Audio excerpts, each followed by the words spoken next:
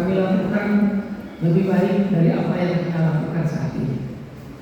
Tapi yang jelas kekurangan yang ada jangan sampai mengurangi niat kita yang tulus, niat kita yang baik untuk silaturahmi dan juga kolaborasi. Perlu juga Bapak Ibu ketahui, terutama Pak Ustaz JJ Jainuddin, kalau di samping kami ada sedikit makanan atau minuman, ini adalah saweran, artinya dari Ikhwatul Iman.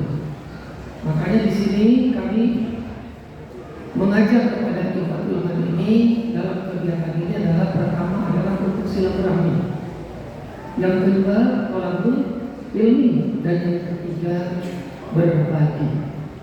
Kita sama-sama maklum kesemuanya itu adalah wajib dari kita untuk kita.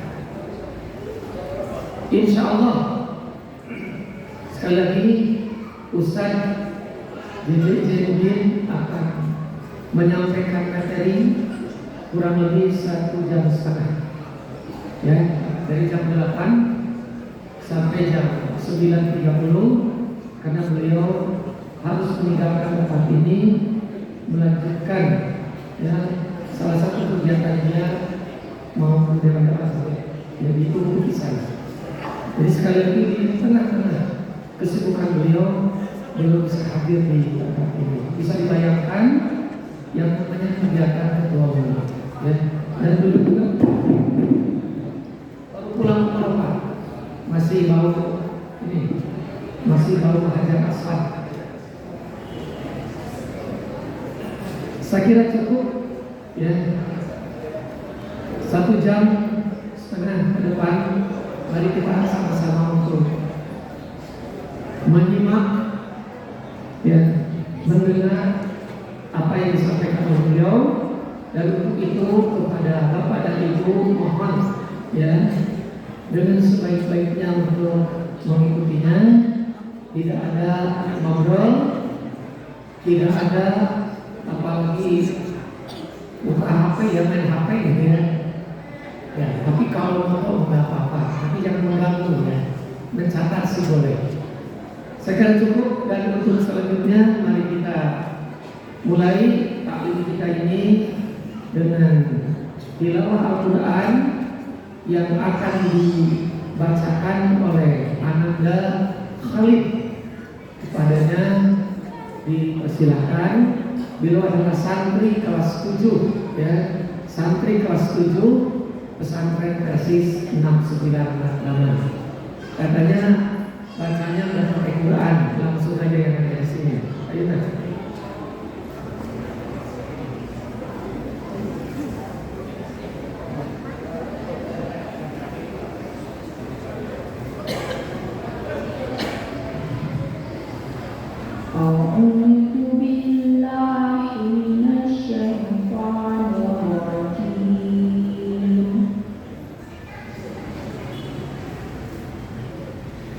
وكيف تكفرون وأنتم تتلى عليكم آيات الله وفيكم رسوله ومن يعتصم بالله فقد هدي إلى صراط مستقيم.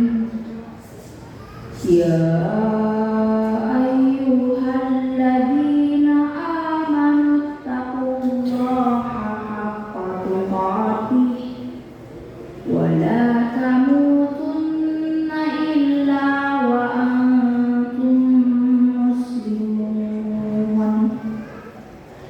واعتصموا بحبل الله جميعا ولا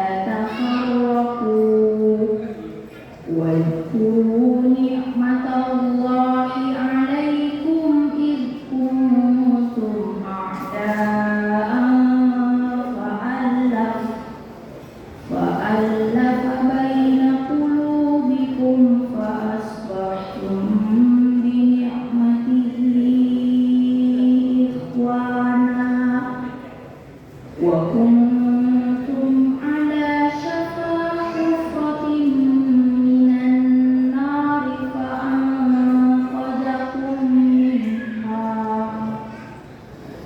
كذلك يبين الله لكم آياته لعلكم تهتدون ولتكن منكم أمة يدعون إلى الخير ويأمرون بالمعروف وينهون عن المنكر وأولئك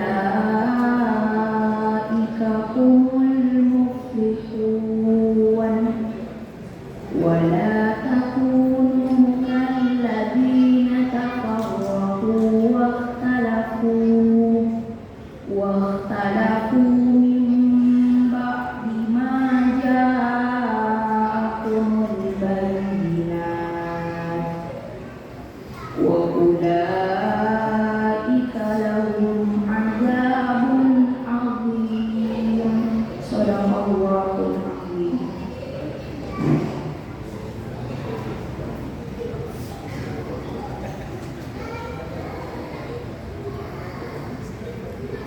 Terima kasih kepada Ananda Khalid yang telah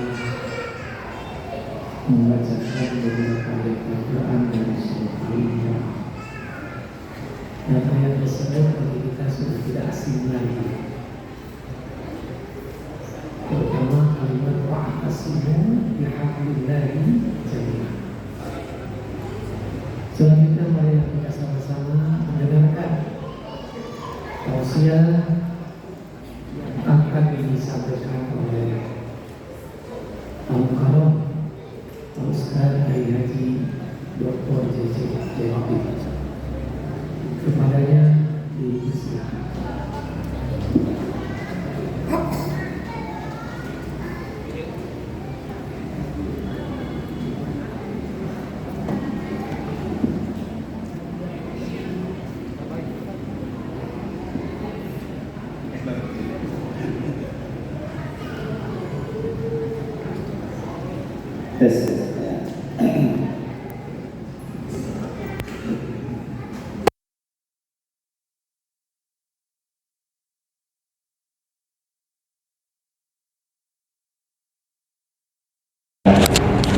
Asyhadu an la ilaha illallah wa la syarika lah wa asyhadu anna Muhammadan abduhu wa rasuluh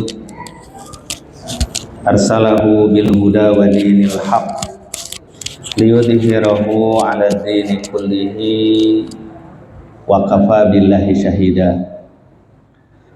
Faqala Allah ta'ala fi kitabihil karim wa huwa asdaqul qailin.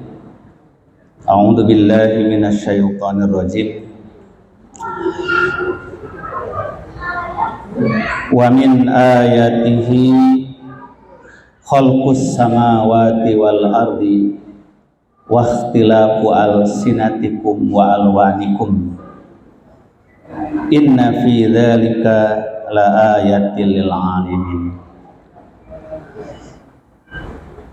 Bapak Ibu para jemaah sidang ta'lim kajian jitu pimpinan cabang Persatuan Islam Matraman yang dirahmati dimuliakan Allah Subhanahu wa taala.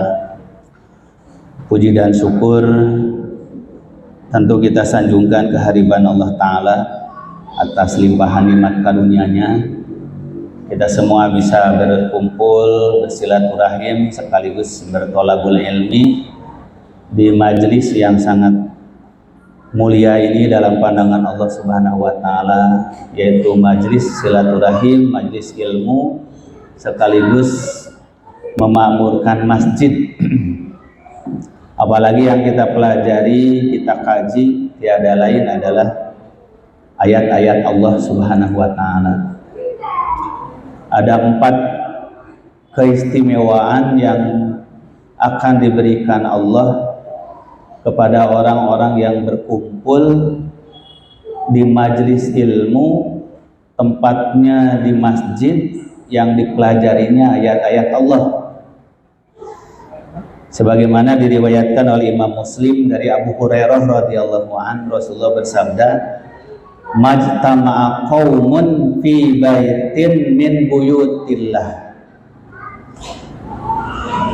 Tidaklah berkumpul satu kaum, sekelompok orang, fi baitin min buyutillah, di satu rumah dari rumah-rumah Allah. Jadi masjid itu disebut rumah Allah. Bukan berarti bahwa Allah itu butuh tempat. Kalau disebut tempat dan waktu kepada Allah, itu adalah nisbat li ta'dim, untuk memuliakan, untuk mengagungkan waktu dan tempat tersebut dengan keagungan kemuliaan Allah. Karena tempat dan waktu yang dihubungkan kepada kemuliaan akan terbawa mulia. Sebagaimana kalau waktu dan tempat dihubungkan dengan kehinaan akan terbawa hina. Seperti umpamanya rumah Allah, nah berarti pemuliaan pada tempat tersebut. Hari Allah, ayamillah, syahrullah, bulan Allah, maka itu memuliakan. Tapi kalau dikaitkan kepada makhluk yang hina, terbawa hina. Umpamanya baitus syayatin, rumah setan. Begitu pula umpamanya ikhwanu syayatin, temannya setan. Nah, maka itu membawa kehinaan pada tempat dan waktu tersebut. Mie setan namanya. Tapi kalau kepada Allah, tempat dan waktu sama sekali tidak berarti bahwa Allah membutuhkan tempat dan waktu. Nah, itu yang terkadang menimbulkan perdebatan kalau Allah dinisbatkan ke tempat Baitullah, rumah Allah. Apakah Allah itu zat yang membutuhkan tempat? Kalau membutuhkan tempat berarti ada ukuran. Kalau ada ukuran berarti ada batasan. Kalau batasan berarti tidak mutlak, tidak berkuasa. Masa Allah terbatas? Nah, itu timbullah perdebatan ilmu kalam, mutakalimin. Jadi kalau sebut rumah Allah, maksudnya adalah rumah tempat menyembah Allah, beribadah pada Allah. Jika suatu kaum berkumpul sabda Rasulullah di rumah tempat beribadah pada Allah, yatluna kitab Allah, lalu mereka membaca ayat Allah, membaca Al-Quran, mentadarus ayat-ayat Al-Quran. Wa yatadarasunahu bainahum, lalu mempelajari di antara mereka, mengkaji. Nah, inilah dalil tentang mentadarus. Kalau mentadarus berarti membacanya bukan hanya seorang, tapi beberapa orang. Dan di antara mereka, bainahum, artinya membaca bergantian, menyimak. Maka di antara metode mempelajari Al-Quran adalah metode tadarus, saling membacakan. Rasulullah terkadang meminta dibacakan Al-Quran kepada sahabatnya. Di dalam hadis riwayat Imam Bukhari, Imam Muslim, Rasulullah pernah beberapa kali minta sahabatnya membacakan ayat pada beliau, seperti pada Abdullah bin Mas'ud. Sabda Rasulullah, "Iqra alayyal Quran," coba bacakan padaku Quran. Kata Abdullah bin Mas'ud, "A'aqrabu alaika wa ilaika unzila." Wahai Rasulullah, patutkah aku membacakan ayat ini kepada engkau, padahal Quran itu turun pada engkau? Maka kata Rasulullah, "Inni uhibbu an asma'a min ghairi." Aku ingin mendengar bacaan Quran dari orang lain. Nah, jadi ada kalanya kita merasa menikmati, menghayati bacaan Quran justru orang lain. Maka Rasulullah terkadang meminta dibacakan pada beliau, "Iqra alayyal Quran." Abdullah bin Mas'ud, Abu Dzar, Abu Musa al-Ash'ari, Ubay bin Ka'ab, itu diantara sahabat-sahabat Rasulullah yang diminta Rasulullah membacakan pada beliau. Karena mereka suaranya lebih merdu daripada sahabat-sahabat yang lain. Maka ketika Abdullah bin Mas'ud membacakan surah An-Nisa ayat 1 sampai ayat 41 sampai kepada kalimat ayat fakaifa idza ji'na min kulli ummatin bisyahidin wa ji'na bika ala haula'i syahida. Dan bagaimana kalau kami mendatangkan setiap umat itu seorang saksinya, yaitu maksudnya nabi. Maka setiap nabi, setiap rasul akan didatangkan Allah pada hari kiamat sebagai saksi bagi umatnya. Fakaifa idza ji'na min kulli ummatin bisyahidin wa ji'na bika ala haula'i syahida. Bagaimana nanti keadaan pada hari kiamat ketika kami mendatangkan setiap umat itu saksi-saksi mereka, yaitu para nabi, dan kami akan datangkan engkau Muhammad menjadi saksi bagi umatmu. Tiba-tiba Nabi bergetar dan menangis, lalu berkata kepada Abdullah bin Mas'ud, yakfi, cukup, berhentilah. Ternyata Rasulullah tidak kuasa menahan tangis, karena beliau menghayalkan bagaimana nanti pada hari kiamat beliau dihadirkan oleh Allah menjadi saksi bagi semua umatnya di pengadilan Allah. Maka beliau pun terharu, menangis.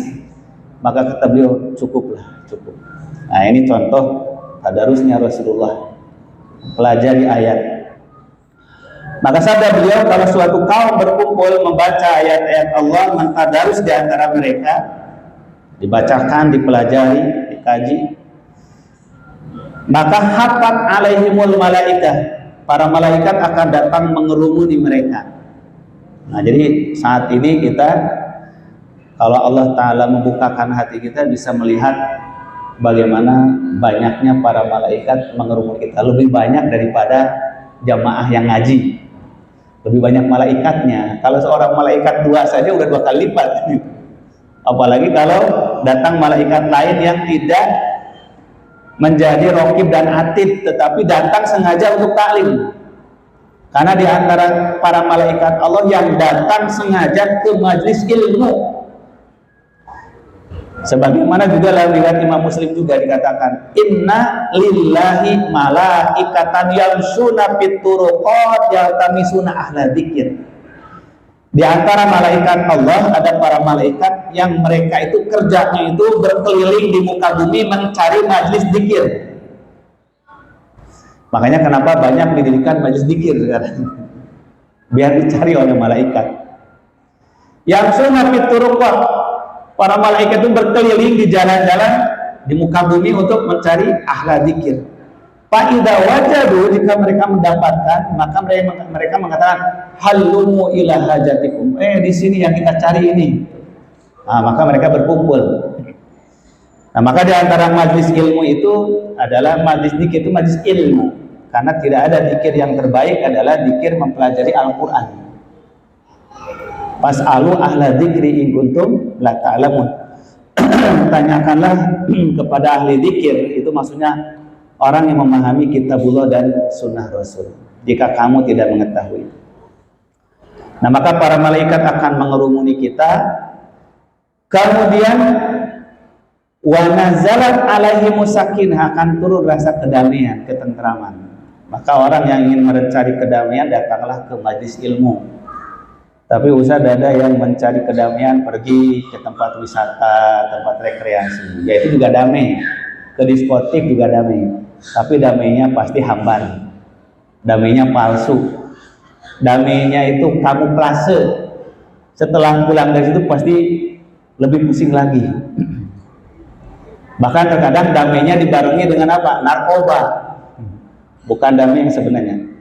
Tapi kedamaian hati yang sejati adalah di majlis ilmu, karena Allah akan menurunkan kedamaian. Wa nazalat alaihimus sakinah. Yang ketiga, sabdallah wa ghasyiyatuhumur rahmah, Allah akan mencurahkan rahmat pada mereka, karunia, pahala, ampunan dengan kita kumpul di majlis ilmu. Dan yang keempat, sabdallah wa dzakarallahu fi man indahu, Allah akan memuji-muji orang yang kumpul di majlis ilmu di hadapan para malaikat.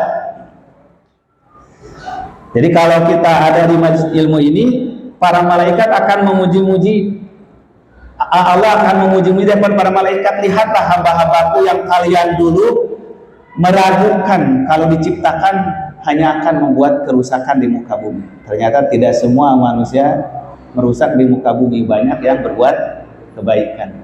Di antaranya adalah yang kumpul di majelis ilmu ini, maka akan diabsen di sisi Allah Subhanallah. Inilah keagungan orang yang kumpul di majelis ilmu. Nah, karena itu ibu-ibu sekalian, mudah-mudahan kita bisa memanfaatkan kita di majelis ilmu ini dengan mentadarus ayat-ayat Al-Quran. Nah, kemudian tema yang kita pelajari pada pagi menjelang siang hari ini yang dimintakan oleh panitia adalah tentang sebab-sebab perpecahan dan solusinya. Saya kira tema ini sangat penting dalam situasi kondisi saat ini yang memang terasa sekali ya. Perpecahan di mana-mana, pertentangan di mana-mana. Bahkan di beberapa negeri muslim bukan hanya perselisihan, perpecahan pendapat, perpecahan masyarakat, tapi sampai sudah kepada peperangan fisik. Apa yang terjadi kita saksikan belum selesai di Afghanistan, di Suriah, di Yaman, di Libya. Sekarang 2 pekan yang lalu terjadi lagi konflik di Sudan. Sudan ini konflik teranyarnya ini dua pekan ini adalah konflik perang saudara antara tentara resmi militer pemerintah dengan milisi perebut kekuasaan. Karena setelah terjadi revolusi pada beberapa puluh tahun yang lalu, tentara merekrut masyarakat jadi milisi untuk melawan pemberontak. Setelah pemberontaknya kalah, milisinya tidak mau jadi rakyat lagi karena megang senjata, ingin direkrut jadi tentara. Tapi tidak mungkin kan, tentara terlalu banyak, dari mana pemerintah menggajinya? Maka terjadi seleksi. Nah, itulah terjadi konflik. Akhirnya perang saudara. Dampaknya apa Pak sekalian? Sekarang hancur ekonomi di Sudan, hancur politik, hancur sosial. Setelah 2 tahun yang lalu melakukan kudeta. Maka termasuk dampaknya kepada mahasiswa-mahasiswa kita. Ada 21 mahasiswa Persis, Persatuan Islam cabang istimewa di Sudan yang terpaksa harus evakuasi. Nah, jadi baru selesai dievakuasi pekan kemarin. Ini 21 mahasiswa Persis, ada dari Tasik, dari Garut, dari Riau, dari Sulawesi ya. Nah, dari Bandung. Ini konflik yang terjadi di negeri muslim. Banyak juga upaya-upaya yang ingin menjadikan Indonesia sebagai negara yang konflik. Ini yang harus kita waspadai. Dan Indonesia ini sangat potensial terjadi konflik. Kenapa? Karena memang sarananya, wasilah dan penyebab konfliknya sangat banyak sekali. Dari mulai etnisnya, sukunya ratusan, bahasanya ribuan, kemudian agamanya banyak, apalagi paham agamanya gitu kan.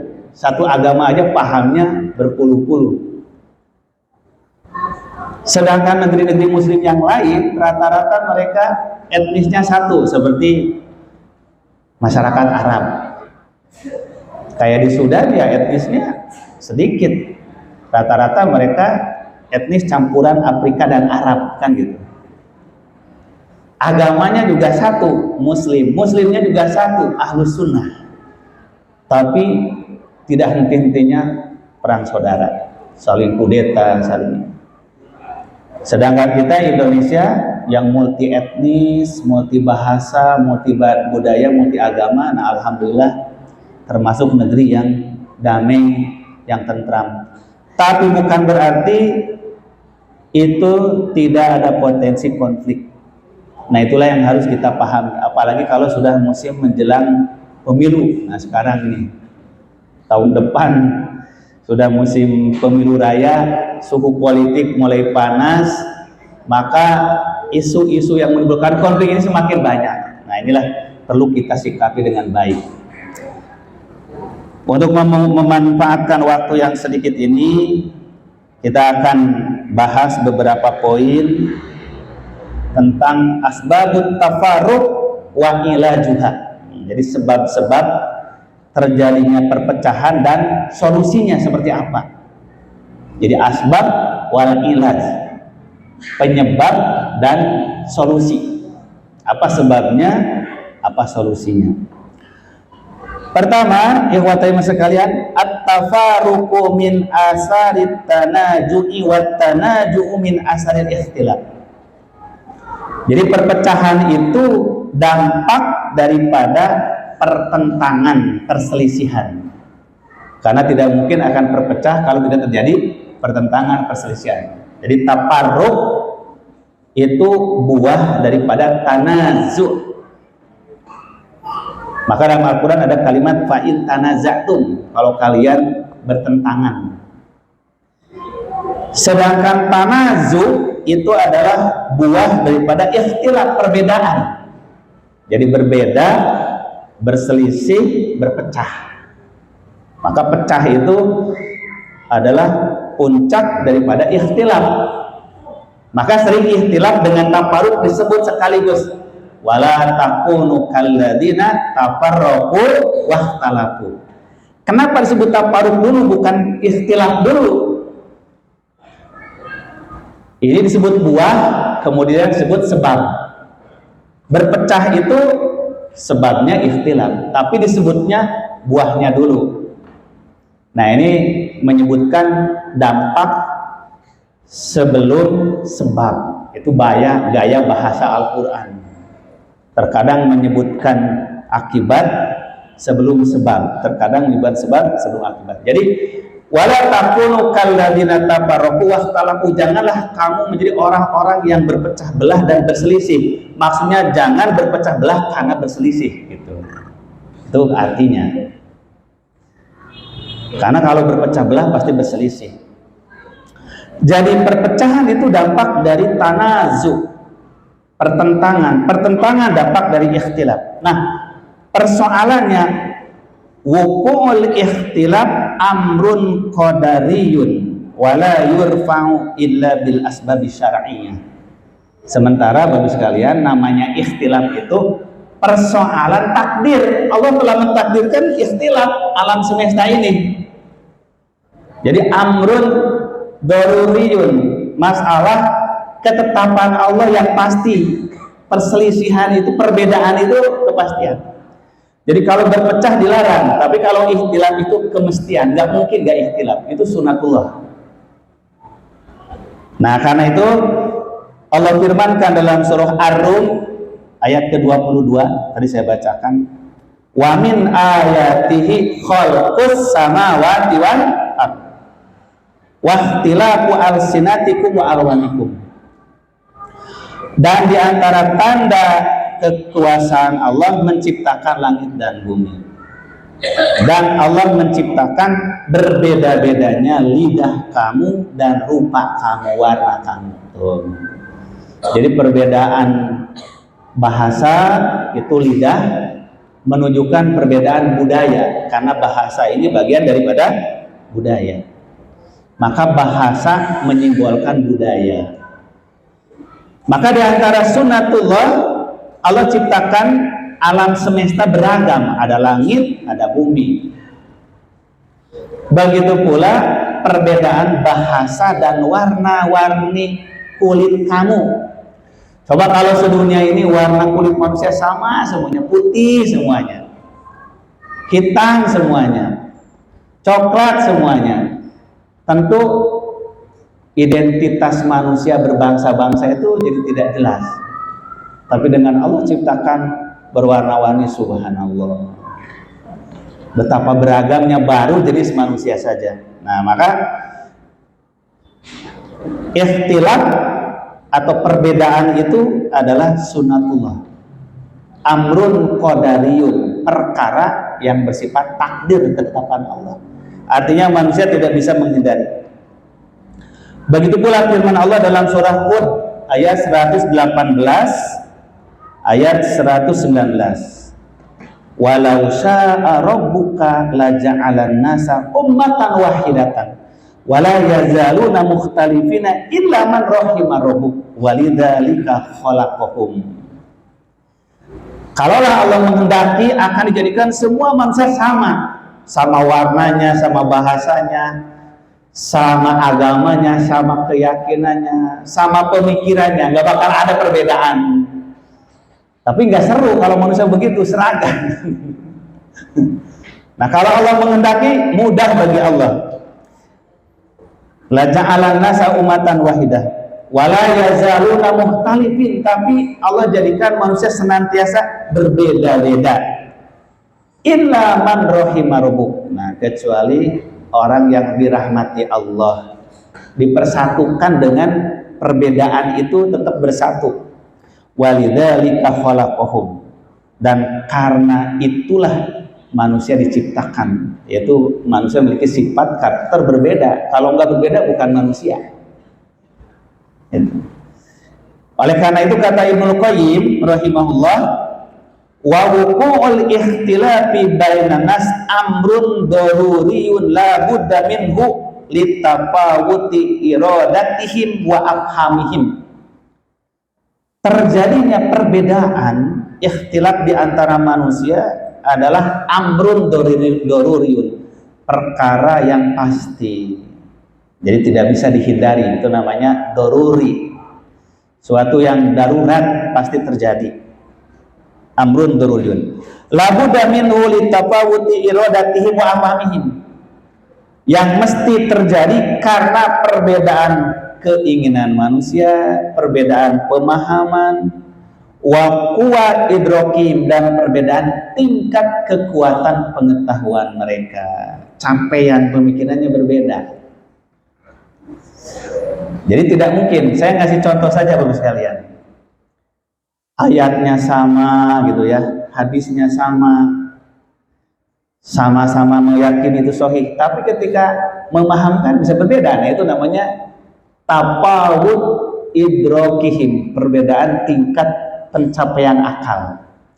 Ada satu hadis yang sederhana, umpamanya saya contohkan begini. Di dalam hadis itu, dalam hadis Bulughul Maram ada hadis mengatakan, la yabulanna ahadukum fil ma'id da'im summa yaktasilu fihi. Jangan sekali-kali di antara kalian kencing di air yang tergenang, lalu ia mandi di air tersebut. Itu hadisnya sahih dan sepakat ulama. Tetapi ketika ditafsirkan, itu bisa ada beberapa penafsiran orang itu, tergantung sudut pandang. Ketika diterjemahkan semuanya sepakat, jangan kencing di air tergenang lalu mandi di situ. Tapi kan akal pikiran saya nakalnya gini. Jadi Ustadz, yang nggak boleh mandi di situ yang kencingnya atau orang lain? Coba saya tanya yang nggak boleh mandi di air yang dikencingi itu orang yang mandinya atau orang lain? Orang yang kencingnya atau orang lain?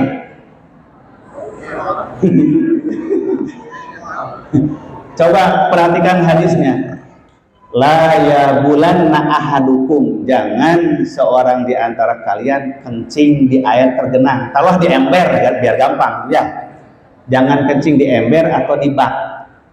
Lalu ia mandi di ember tersebut. Siapa yang mandi itu? Siapa yang mandi? Yang kencing. Nah, sekarang pertanyaannya, kalau saya yang kencing, Bapak Ibu yang mandi, boleh nggak? Nah, itu.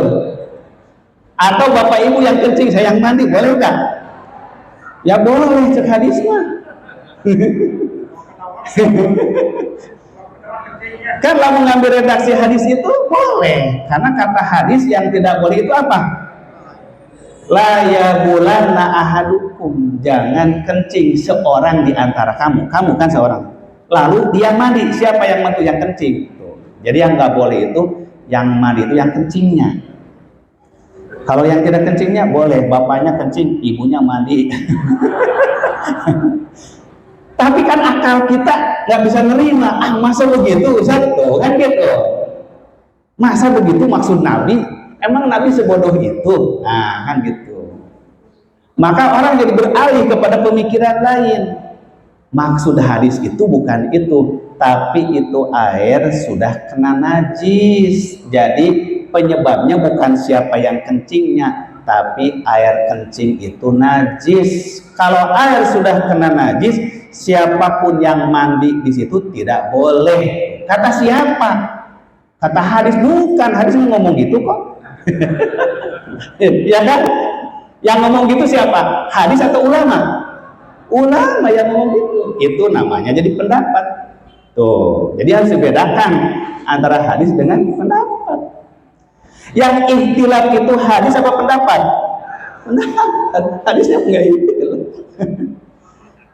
Nah, maka ada orang berpendapat kepada hadis itu secara tekstual. Makanya dia sering kencing, anaknya suruh mandi. Kencing anaknya dia yang mandi. Ah, udah kata hadis juga yang nggak boleh itu. Ya iya, kalau dipahami tekstual redaksinya gitu. Tapi kan orang memahami itu bukan hanya teksnya begitu, maksudnya gimana? Maksudnya itu air terkena najis, maka timbullah jadi hukum fikih tentang najis. Apa saja yang membuat air kena najis? Air kencing tuh. Nabinya ngomong nggak, nih air kencing najis ya. Kalau kena air nggak boleh dipakai mandi siapapun, nggak ngomong gitu hadis. Tapi ulama menafsirkannya begitu. Kenapa? Karena mempelajari apa asbabul wurudnya, apa konteksnya, apa maksudnya. Itu disebut dengan istinbat, istidlal, memahamkan suatu dalil. Jadi satu hadis itu aja bisa istilah. Itulah disebut dengan tafawut afhamihim wa idrokatihim, tingkat pemahaman berbeda. Nah, contoh satu lagi. Ini hal-hal yang sederhana aja Bapak sekalian. Apalagi nanti aspek politik, aspek ekonomi, hukum, wah itu lebih rumit lagi. Ini yang sederhana aja. Sabda Rasulullah, "Idza quddimal asya fabda'u bihi qabla an tusallul maghrib." Tuh, saya ngambil yang biasa mudah dipahami karena ini pelajaran Bulughul Maram sejak sanawiyah sudah diajarkan. Idza quddimal asya, kalau makan malam, makan maghrib sudah dihidangkan. Fabda'u bihi, mulailah dengan makan malam itu qabla an tusallul maghrib, sebelum sholat maghrib. Jadi terjemah hadis itu, kalau makan sudah siap, makan dulu baru sholat, titik. Itu kata hadis. Pertanyaannya, kalau saya sholat dulu nggak makan dulu, boleh nggak?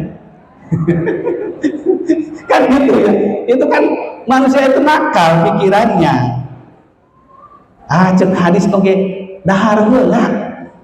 Tapi dah saya mah lapar, pengen sholat, nggak boleh. Dosa kalau kamu sholat dulu. Tuh, ini timbul pendapat yang mengatakan kalau kita maksa sholat dulu, dosa, melanggar hadis Nabi. Jadi ibu-ibu kalau makan udah siap, makan dulu. Jangan sholat dulu. Kalau sholat dulu dosa, melanggar hadis Nabi. Kenapa dosa Ustaz? Kan al aslu fil amri lil wujub. Asalnya perintah teh wajib. Wajib sholat dulu kata Nabi. Waduh, masa begitu sih Nabi mendahulukan makan daripada sholat? Setuju nggak setiap orang memahami bahwa itu perintah makan dulu? Tidak. Akhirnya ulama berpikir, nanti dulu. Masa Nabi nyuruh mendahulukan makan daripada sholat? Masa sholat makan wajib? Kalau nggak makan berarti batal sholatnya. Nah, maka dalam madhab dohiri, dalam madhab dohiri, kalau makanan sudah siap, tapi ini khusus makan maghrib Bu, nggak berlaku makan yang lain. Karena hadisnya juga maghrib, hadisnya juga. Maka nggak berlaku duhur, asar, subuh, nggak berlaku. Ini khusus maghrib. Ini disebut dengan manhaj dohiri. Madhab hanya tekstual. Kalau orang sholat maghrib dulu sebelum makan, yang sudah dihidangkan sholatnya batal.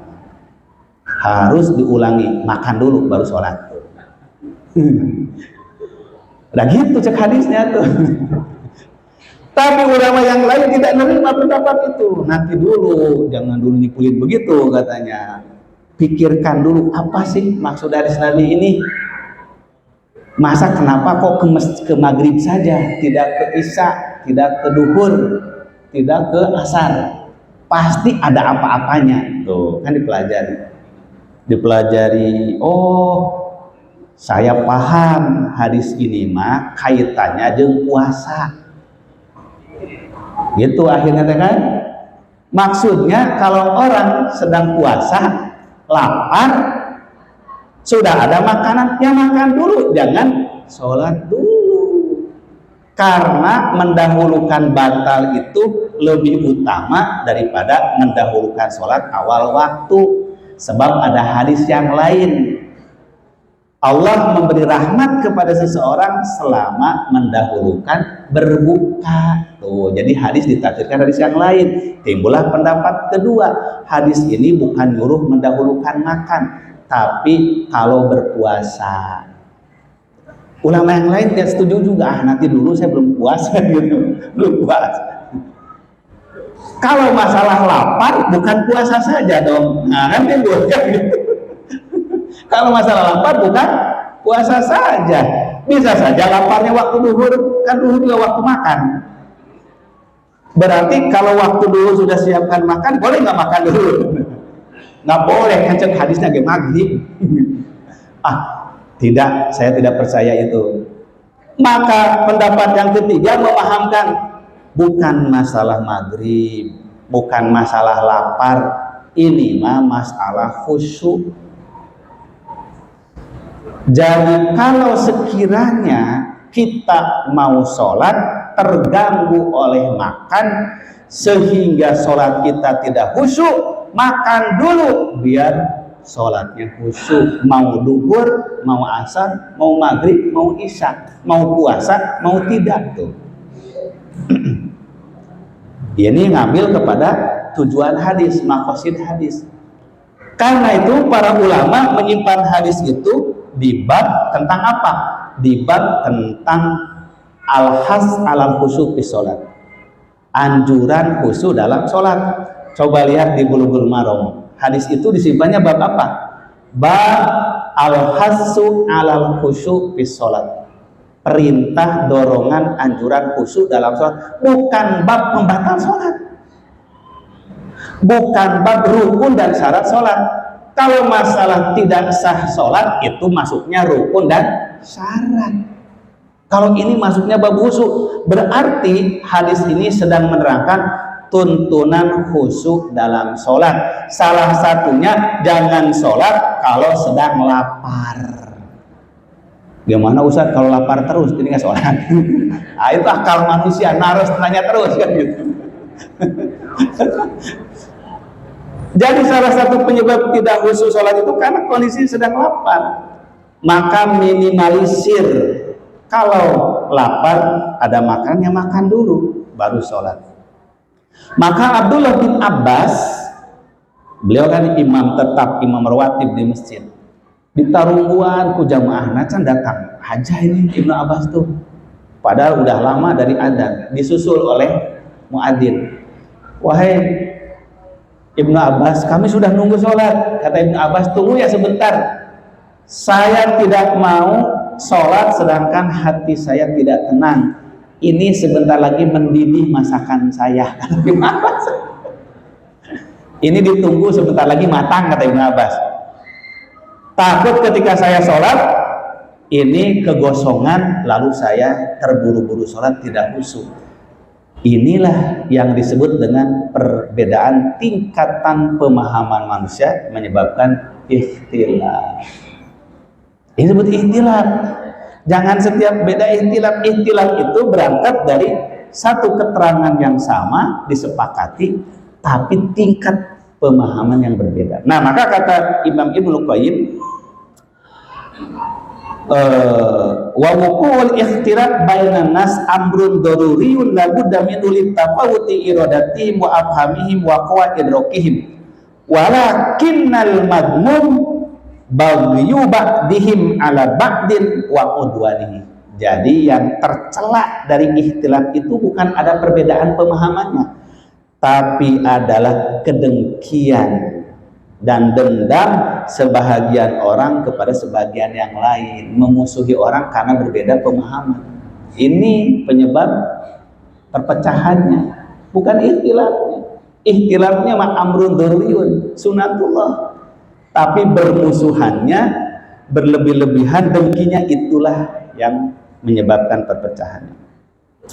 Wa ila idza kana al-ikhtilafu ala wajhi la yu'di ila tabayyun wa tahazzub wa kullan minal mukhtalafain qasduhu ta'atullah wa rasuluhu lam yadurru dalikal ikhtilaf. Maka apabila perbedaan-perbedaan tadi tidak menyebabkan orang jadi saling bertentangan, fanatisme, dan tujuannya hanya mencari kebenaran untuk taat kepada Allah dan Rasulnya, maka ikhtilaf itu tidak akan pernah memudorotkan. Maka timbullah ikhwatai iman sekalian, para ulama membagi dua jenis ikhtilaf. Pertama, ikhtilaf ikhtilaf al-mubah, ikhtilaf yang boleh, dan ikhtilaf al-haram, ikhtilaf yang haram. Ikhtilaf mubah, ikhtilaf yang wajar, dibolehkan. Ikhtilaf haram, ikhtilaf yang tidak boleh. Apa ikhtilaf yang mubah itu? Adalah ikhtilaf tanawu. Yang disebut dengan ikhtilaf yang dibolehkan, ikhtilaf yang bersifat keragaman. Satu dalil berbeda penafsiran, atau satu perbuatan banyak dalil tuh. Jadi ada satu dalil tafsirannya banyak, ada satu perbuatan dalilnya banyak, sehingga seorang melakukan ini, melakukan ini. Itu namanya ikhtilaf tanawu, ikhtilaf yang beragam. Seperti tadi hadisnya satu, kalau makanan sudah dihidangkan maka makan dulu sebelum sholat maghrib. Maka ada yang menafsirkan itu maksudnya khusyuk dalam sholat, sehingga berlaku untuk duhur, asar, isya, bukan hanya maghrib. Ada yang berpendapat bahwa itu bagi yang berpuasa kalau lapar. Silakan, kita mana mengamalkan. Ini namanya tanawu, tidak bertentangan, tetapi keragaman. Bahwa hadis itu memiliki banyak pemaknaan. Sebaliknya ada satu perbuatan yang ada beberapa dalil yang berbeda. Contohnya tentang lafaz azan. Lafaz azan. Lafaz azan ini ada beberapa lafaz. Takbir itu ada yang 2 kali, ada yang 4 kali di awal. Ada yang Allahu Akbar, Allahu Akbar, Allahu Akbar, Allahu Akbar. Nah, ini yang lazim kita pakai. Ada yang 2 kali saja, Allahu Akbar, Allahu Akbar, asyhadu an la ilaha illallah, asyhadu an la ilaha. Ada yang 4 kali takbir, 4 kali tasyahud. Allahu Akbar, Allahu Akbar, Allahu Akbar, Allahu Akbar. Asyhadu an la ilaha illallah, asyhadu an la ilaha illallah, asyhadu an la ilaha illallah, asyhadu an la ilaha. 4 kali tasyahudnya. Asyhadu anna Muhammadar Rasulullah, asyhadu anna Muhammadar Rasulullah, asyhadu anna Muhammadar Rasulullah, asyhadu anna Rasulullah. Itu hadisnya sahih. Qomat ada yang 2 kali, Allahu Akbar, Allahu Akbar. Ada yang sekali, qurada, Allahu Akbar. Itu namanya tanawu. Artinya perbedaan yang bersifat keragaman, bukan perbedaan yang bersifat pertentangan. Nah, yang diharamkan dalam Islam ini perbedaan yang bersifat tagoddu, yang ta'arud, bertolak belakang. Yang satu menyunahkan, yang satu membid'ahkan. Gimana bisa ketemu? Bagaimana bisa ketemu? Yang satu mengharamkan, yang satu mewajibkan. Bagaimana bisa ketemu? Nah, itu yang diharamkan dalam ajaran Islam. Bertolak belakang, bertentangan. Yang satu menganggap wajib, yang satu menganggap sunnah, tanawu. Yang satu menganggap haram, yang satu menganggap makruh, tanawu. Artinya sama-sama meninggalkan makruh dan haram, hanya beda tingkatan. Umpamanya merokok, ada yang mengatakan haram, ada yang mengatakan makruh. Itu sejalan, tanawu, nggak bertolak belakang. Yang bertolak belakang itu, yang satu mengatakan rokok haram, yang satu mengatakan sunnah rokok itu, sunnah para ulama. Kalau nggak merokok bukan ulama. Ini repot. Nggak bisa, itu sunnah santri. Kalau nggak ngerokok bukan santri. Ayo tahu nggak bisa, mesti harus salah satunya yang benar. Nggak mungkin dua-duanya benar. Nah, ini disebut dengan ikhtilaf tadad. Nah, jadi ini poin pertama. Kita harus memahami bahwa tidak semua ikhtilaf tanazu, berbeda lalu bertentangan, dan tidak semua ikhtilaf tafaruq. Makanya Imam Ibnul Qayyim menegaskan lebih awal, memahami dulu ikhtilaf itu adalah amrun dururiyun. Nah, yang kedua, ikhwatai mas sekalian, asbabut tanazu wa tabagudi, sebab-sebab pertentangan dan permusuhan. Jadi kalau ikhtilaf kita tidak bahas, karena itu ternyata memang sunatullah. Yang dilarang ini adalah tanazu dan tabagud, bertentangan dan bermusuhan, bertentangan dan saling membenci.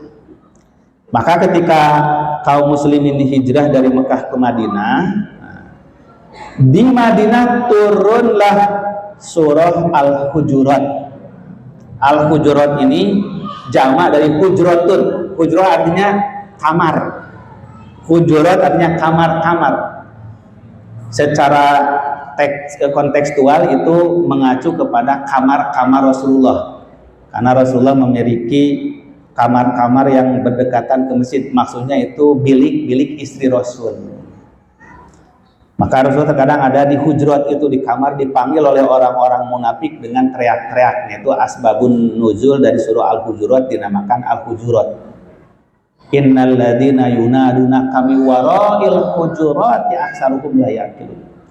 Orang-orang munafik yang berteriak-teriak memanggil engkau dari luar kamarmu, mereka lah orang-orang yang tidak berakal, orang-orang bodoh, firman Allah. Tidak ada kesopanan ke Rasul, berteriak-teriak memanggil Rasul dari luar kamar. Nah, di dalam surah Al-Hujurat ini dibahas tentang apa saja penyebab terjadinya perselisihan dan pertentangan di kalangan kaum muslimin. Maka setelah Allah firmankan innamal mu'minuna ikhwatun fa'aslihu baina akhwaikum. Sesungguhnya orangmu itu bersaudara, maka damaikanlah di antara mereka. Ongkoh bersaudara tapi suruh berdamai, menunjukkan ada perselisihan. Jadi saudara juga berselisih, namanya saudara yang berselisih, kan gitu. Makanya sebut innamal mu'minuna ikhwatun fa'aslihu baina akhwaikum. Sesungguhnya orang mukmin itu bersaudara, maka damaikanlah orang bersaudara itu. Kok mau bersaudara tapi damaikan, menunjukkan bersaudara itu ada perselisihan. Maka di dalam ayat yang ke-11-12-nya Allah firmankan tentang penyebab rusaknya persatuan, kesatuan, persaudaraan, munculnya pertentangan dan permusuhan. Apa kata Al-Quran? Ya ayyuhalladzina amanu la yaskhar qaumun min qaum asa ayakunu khairum minhum wala nisaun min nisain asa ayakuna khairum minhum. Jadi penyebab terjadinya pertentangan, Perpecahan itu karena adanya as-sukhriyah atau tasakhur, saling merendahkan, saling menyepelekan tentang kedudukan, tentang martabat, tentang peran dan jasa orang lain. Nah, ini coba Bapak sekalian, di rumah saja kalau istri menyepelekan jasa suami, suami menyepelekan jasa istrinya, pasti perpecahan. Karena orang tidak mungkin akan mau bersatu, bekerja sama kalau jasanya tidak dihargai, tidak diakui. Nah, maka menghilangkan jasa orang, merendahkan jasa orang, kedudukan orang disebut as-sukhriyah. La yaskhar qaumum min qaum. Merendahkan peran jasa. Yang kedua apa? Dalam Al-Quran sebutkan, la yaskhar qaumun min qaum asa ayakunu khairum minhum wa la nisa'un min nisa'in asa ayakuna khairum minhunna wa la talmizu anfusakum. At-talamuz al-lumazah, yaitu memaki, mencela, menghina. Nah, kalau tadi kan merendahkan peran, sekarang adalah mencela kekurangannya,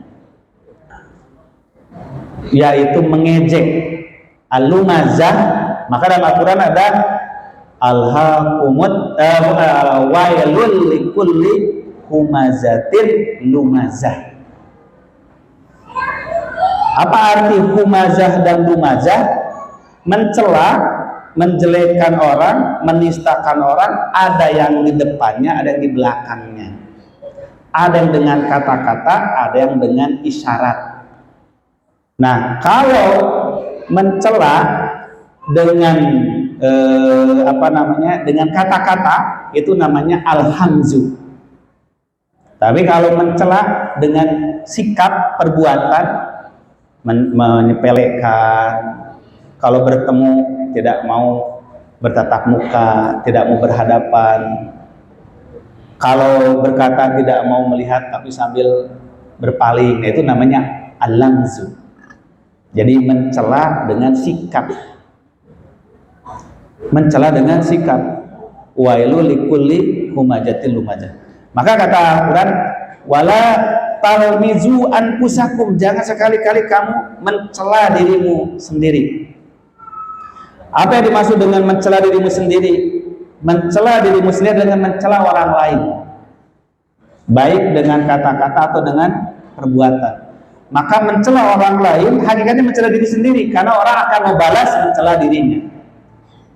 Dalam hadis istilahnya disebut la yasubur rajulu abar rajuli, la yasubur rajulu abahu wala yasubur rajulu ummahu. Jangan seseorang mencela ibunya, jangan seseorang mencela bapaknya. Sahabat bertanya ke Rasulullah, ya Rasulullah, ayasubur rajulu abahu, apakah mungkin ada anak yang mencela, menyepelekan, merendahkan bapaknya sendiri? Kata Rasulullah, yasubur rajul abarajul fayasubu abahu wa yasubu ummahu. Yang dimaksud dengan seseorang mencela bapaknya sendiri, mencela ibunya sendiri, dia mencela ibu bapak orang lain, lalu orang lain balas mencela ibu bapaknya. Nah, maka dalam Quran dikatakan wala talmizu anfusakum, jangan mencela diri sendiri dengan mencela orang lain. Karena hakikatnya orang itu mendapat balasan dari orang lain sesuai dengan yang dia perbuat. Maka ketika dia mencela ibu bapak orang lain akan balas mencela ibu bapaknya dia, maka berarti dia mencela ibu bapaknya sendiri. Ini dalam ajaran Islam. Nah, terkadang kasus mencela, merendahkan seperti itu ya, bapaknya, ibunya, sukunya. Nah, ini muncul dalam kehidupan. Ini yang menimbulkan perpecahan. Karena orang merasa direndahkan martabatnya. Bagaimana umpamanya orang Batak marah gitu, orang Kalimantan marah kepada siapa itu namanya pesulap merah, ya kan? Kan orang Kalimantan marah, tuh orang Dayak tuh marah kepada siapa? Pesulap merah, gara-gara dicela siapa sih itu? Ibu apa namanya? Ibu Ida. Ibu Ida Dayak gitu kan. Akhirnya sampai dipanggil kan oleh suku Dayaknya harus dihukum adat. Itu terjadi perpecahan karena orang disinggung martabat sukunya. Nah, kalau bahasa hadis martabat ibu bapaknya. Makanya Ibu sekalian pernah kejadian Abu Dar dengan Bilal berdiskusi. Nah, ini contoh terkadang dari diskusi beda paham, beda pendapat jadi tanazu. Jadi pertentangan, dari pertentangan akhirnya marah jadi perpecahan. Sedang diskusi itu Abu Dar sama Bilal, tidak disebutkan apa yang didiskusikan. Hanya tiba-tiba Abu Dar marah kepada Bilal. Kata Abu Dar, dasar kamu ini keturunan Afrika, anak budak Afrika, kata Abu Dar itu ke Bilal. Jadi sedang diskusi marah, tiba-tiba jadi marah, menyerang pribadi. Oh, itu sifat manusia. Kalau udah capek debat, akhirnya jadi nyerang pribadinya. Kata Abu Dar, ummuka Habasiyah, dasar ibumu orang Habsi yang gelap, yang hitam. Gitu. Marah itu bilang, loh kata Bilal, apa urusannya kita berdiskusi kok jadi nyerang ibu saya? Akhirnya ngadu ke Rasulullah, ya Rasulullah, kenapa sahabatku Abu Dar menyerang ibu saya? Kita berdiskusi kok dia nyerang ibu saya? Rasulullah marah sampai manggil, kesini Abu Dar, dipanggil Abu Dar. Apa kata Rasulullah? Ya Abu Dar, ayasubu ummahu, apakah engkau mencela ibunya gara-gara engkau berdebat dengannya? Maka kata Rasulullah, inna kamruun fika jahiliyah, kalau begitu engkau masih memiliki sifat jahiliyah. Sahabat Nabi oleh Rasul disebut memiliki sifat jahiliyah. Kalau begitu kamu masih punya sifat jahiliyah. Maka Abu Dar langsung menjatuhkan dirinya di hadapan Bilal. Jatuh. Kata Abu Dar, wahai Bilal, injaklah pipi saya. Sambil dia menempelkan wajahnya di pasir. Injaklah wajah saya untuk membalas tadi hinaan saya. Kata Bilal, gak mungkin, gak tega saya menginjak wajah kamu. Ayo, kamu injak atau saya gak bangkit-bangkit, kata Abu Dar. Akhirnya Bilal menempelkan telapak kakinya di wajah Abu Dar. Subhanallah. Itu sahabat. Maka Abu Dar bertobat hanya karena memaki ibunya Bilal. Jadi orang terkadang keceplosan, terkadang orang terlontar kata-kata, padahal itu memicu orang jadi berpecah. Ada orang sampai tidak mau ketemu lagi dengan temannya gara-gara dia pernah menyinggung perasaannya tentang ibunya, tentang bapaknya. Jadi wala talmizu anfusakum. Dan itu juga yang diingatkan Rasulullah, walaupun sudah menjadi mukmin, menjadi muslim, terkadang sifat-sifat jahiliyah selalu ada dalam diri seseorang. Maka kata Nabi, arba'un fi ummati min amril jahiliyah. Ada 4 perkara di umatku dari perbuatan jahiliyah. La yatrukuhunna, sulit ditinggalkan oleh orang muslim. Walaupun sudah muslim, tapi tetap itu sifat jahiliyah susah. Apa itu? 1, kata Rasulullah, al-fahru bil ahsab, bangga dengan kedudukan, sombong dengan jabatan. Nah, sehingga dengan kedudukan, jabatan menganggap orang lain jadi rendah, orang lain jadi bawahannya. Yang kedua adalah at-ta'nu fil ansab, mencela orang karena keturunannya, sukunya. Yang ketiga adalah al-istisqa bin nujum, meminta-minta hujan dengan nujum, dengan perbintangan, meramal. Nah, ini haramnya zodiak, meramal nasib, meramal cuaca dengan peredaran bintang-bintang secara magic. Tapi kalau astronomi, nah itu beda, ilmu falak. Maka itu juga nanti kenapa ada sebagian ulama mengharamkan astronomi dengan dalil itu juga. Itu kan ilmu nujum, ilmu perbintangan gitu. Nah, disangkanya sama ilmu nujum perbintangan dengan ilmu astronomi. Karena dalam hadis Nabi dikatakan, manik tabassa minan nujum faqadik tabassa minas sihir. Siapa yang mempelajari, mengambil ilmu perbintangan, berarti ia mengambil ilmu sihir. Maka sampai sekarang masih ada ulama yang mengharamkan belajar ilmu falak, ilmu astronomi, karena dianggap itu cucunya ilmu nujum, anak cucunya ilmu sihir.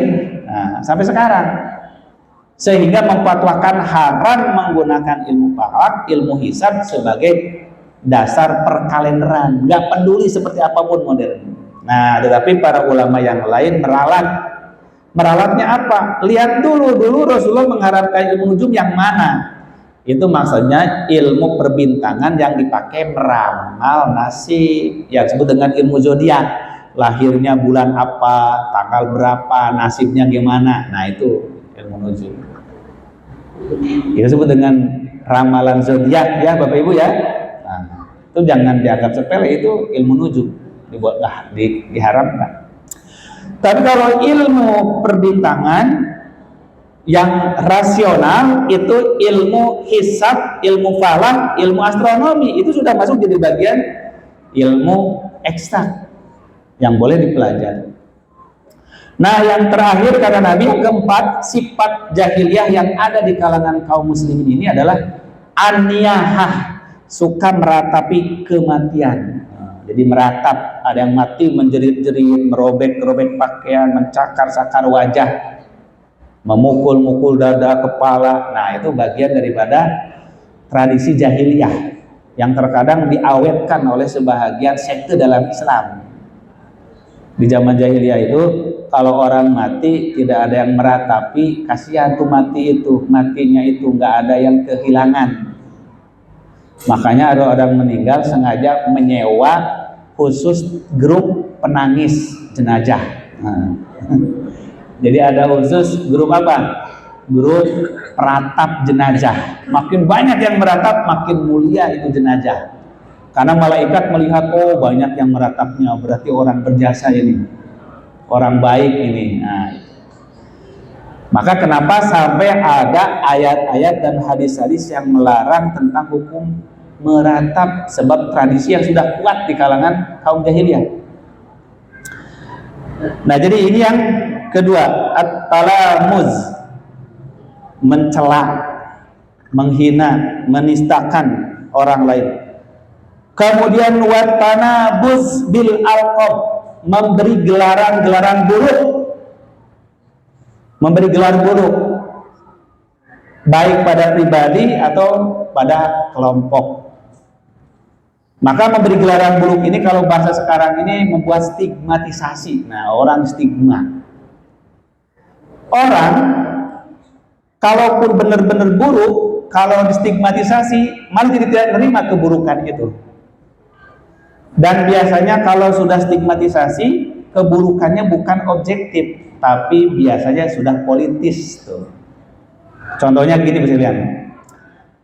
Komunisme, PKI itu kenyataan yang jahat, yang buruk di Indonesia. Terjadi berbagai pemberontakan.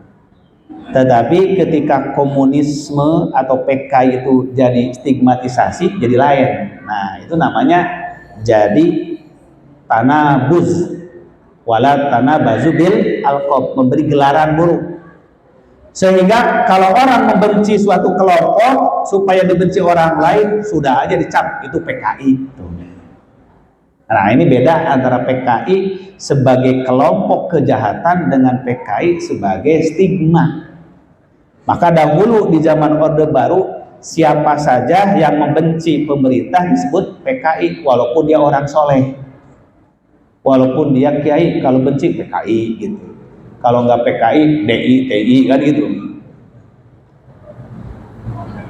Nah, sekarang sebaliknya, siapa saja yang tidak setuju kepada penguasa, kepada ini, pasti sebutnya teroris. Timbullah maka gelaran-gelaran buruk di masyarakat yang menyebabkan perpecahan.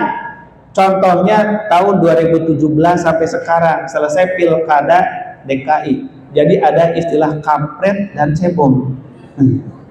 Nah, itu timbul lagi jadi kadrun. Itu semua disebut tanabuz, gelaran-gelaran yang buruk untuk membuat citra negatif pada kelompok tertentu. Ini yang membuat perpecahan.